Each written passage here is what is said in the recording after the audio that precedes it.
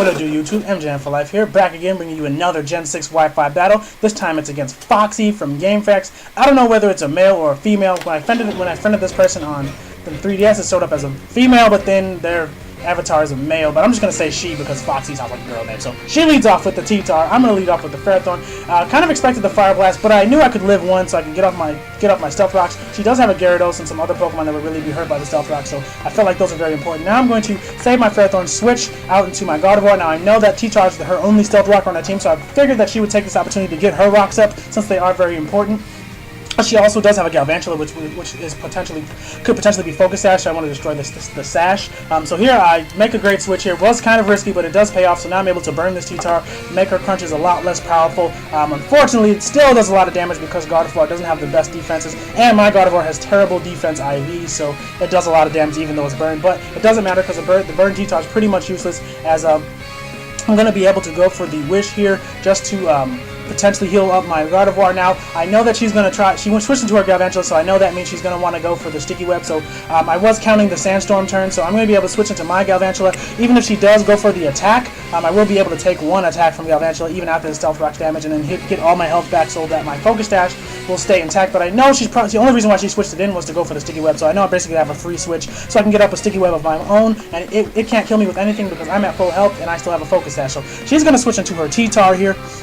I guess, I don't know really why she's switching to a T-Tar. I guess pretty much it's death fodder at this point anyway, because, I mean, she's not running a Sand team, she just has a T-Tar, probably just for the Stealth Rock, so it's probably her most expendable member on the team right now, so that's why she switched it in. So I'm going to go for the Bug Buzz, get some damage off on the T-Tar, as she's going to go for the Pursuit, expecting me to switch out, knowing that I know that she knows, knowing that I know that she knows that she has Fire Blast is what I'm trying to say. But I'm not going to do that. I'm going to stay in because after I get the Sticky Web up, there's really no reason for me to switch out. And unfortunately, she predicts incorrectly, so I get to kill off her T-Tar and keep my Galvantula. So that's really, really good.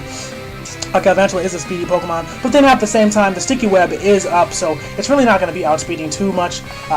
She's going to switch into her Absol here and Mega Evolve the Absol, and I'm just going to stay in, go for a Bug Buzz. Maybe she might predict me to switch out again, but I doubt that. I expected to die here, but it doesn't really matter. So now I can get a free switch into whatever I want. I choose Gliscor because Absol really can't do much to Gliscor, and now she's going to withdraw and go into her Gyarados, as I'm going to Toxic that on the switch. I know that Absol has Magic Bounce, but so even if she had stayed in, I would have just poisoned myself, and I have Poison Heal anyway, so there's really no consequence to me to go for the Toxic there. So now I'm going to activate my Toxic Orb. Now I'm going to taunt this Gyarados. Took a risk in that I figured I would outspeed it, and I do outspeed it, luckily for me, so I don't just taunt it for no reason as it gets up a free Dragon. So now I'm just going to protect, rack up some more toxic damage on this Gyarados, and now I'm going to switch out into my Ferrothorn. Pretty much the only reason why I kept it was to take on this, just take a hit from the Gyarados. Thought that maybe I would be able to survive a Waterfall, but after the Stealth Rocks, definitely not. So she's going to go for the Waterfall here, take me out, but at a risk that she's the Iron Barb's damage. She also reveals here that she is Life Orb. She gets the Moxie Boost, but it's not going to matter. After the Life Orb and the Poison damage, her Gyarados is going to go down, so that is one threat averted with little to no casualties on my side. So now she's going to switch out into her Galvantula on the blind double switch. I figured she would either go to her Galvantula or her Absol because people always go to Pokemon you've already seen for the most part.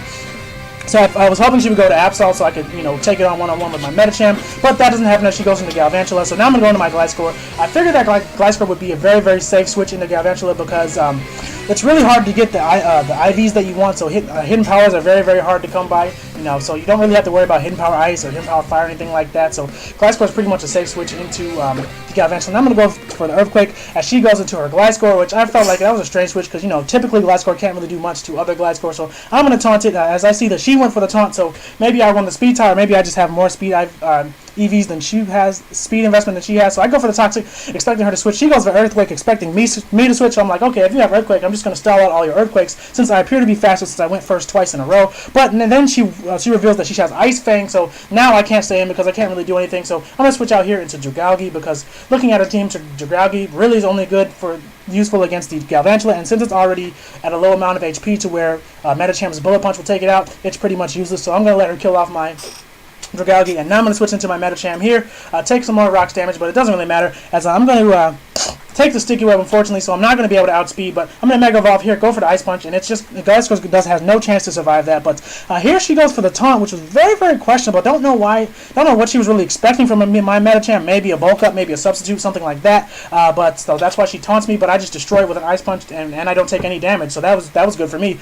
Now she switches into her Galvantula. I know that because of the pure power boost, I'm going to be able to take this thing down with a Bullet Punch, and it's just going to die, so that's why Dragalia was useless. Now here, this is where I make probably the biggest misplay of the entire match. I was playing exceptionally well up until this point. Now here, I forgot that Absol got a speed boost because I'm thinking, okay, I know she's going to go for Sucker Punch, but I'll outspeed and go for Bullet Punch, but I forgot that Absol's speed boosts to 115 in the Mega form. I knew I could take a Sucker Punch, so I should have gone for High Jump Kick there, and this, the rest of the match wouldn't really be a problem. So now I got to predict her Hydreigon because her last is a Hydreigon, and that's still a big threat to my team because I don't really know what type of Hydreigon it is. My Gardevoir is not at full HP, so she's really not going to like taking Dark Pulses if it's Specs. So here I'm just trying to predict her switch into the Hydreigon, but she doesn't go into it, so she just basically lets me kill her Absol, so that's great. So I don't even have to worry about that because she's going to switch into her Hydreigon now, and she's just going to go straight for the Draco Meteor just to just obliterate my Gliscor. No chance to survive that,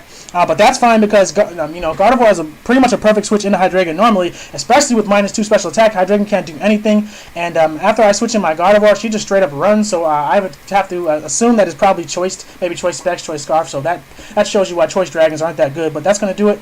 Rate, comment, subscribe.